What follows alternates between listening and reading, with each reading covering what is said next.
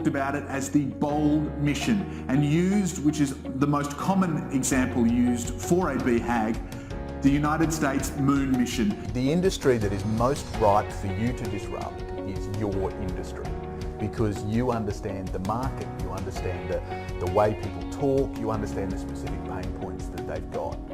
And you can watch Shark Tank, you can look at any industry from the outside and go, wow, that's ridiculous, how antiquated, I can't believe that they're doing things that way, they clearly need me to come in and fix that. But unless you actually know that industry, you don't understand why they do it the way they do it. I want to talk about risk at more of a board level, at a strategic level. When you're making big investment decisions to grow your business, how do you manage a risk profile across the business so that you get the biggest bang for your buck? But there is one small group of adults who keep believing. They believe that if they ask, and they're good, and they want it badly enough, they can still create whatever they want. They believe in miracles.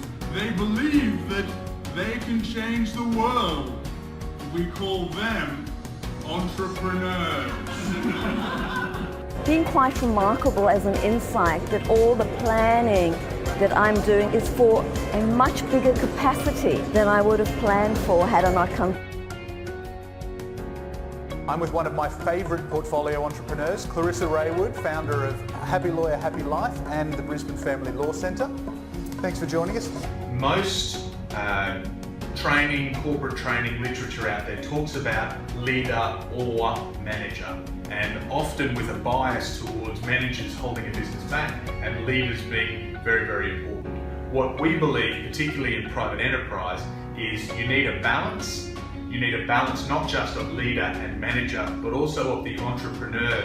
So, as some of you may know, by design or accident, you might have tuned in at various points. Joe and I host a monthly Facebook Live webinar on the first Wednesday of every month, which, if I check the calendar correctly, is today.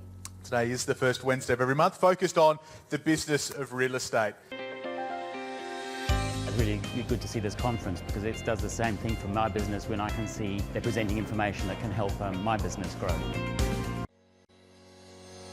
On the left here, we've got the hopeful employee, someone who's just started with your business, has just taken a job. They've made a decision and a commitment to come and work for your business, and you've made a decision and a commitment to bring them in. But both of you are in a space of hoping that this is going to work out, believing that it will, but knowing that it needs to be on the journey.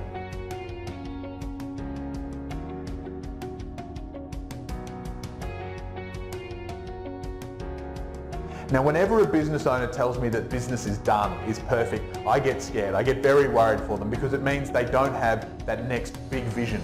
They're not looking at how they can constantly improve. And if you're not looking to constantly improve in your business, one of your competitors is, and that will lead to problems down the track. So I knew we had to act fast.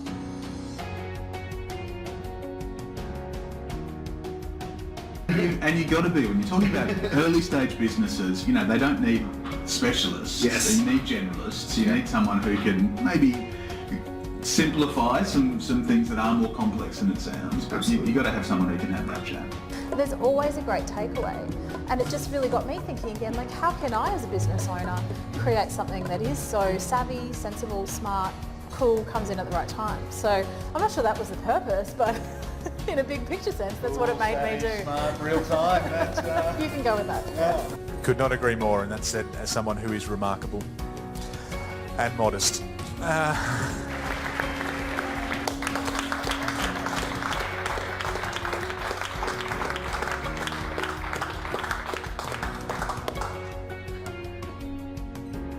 Thank you, Jacob.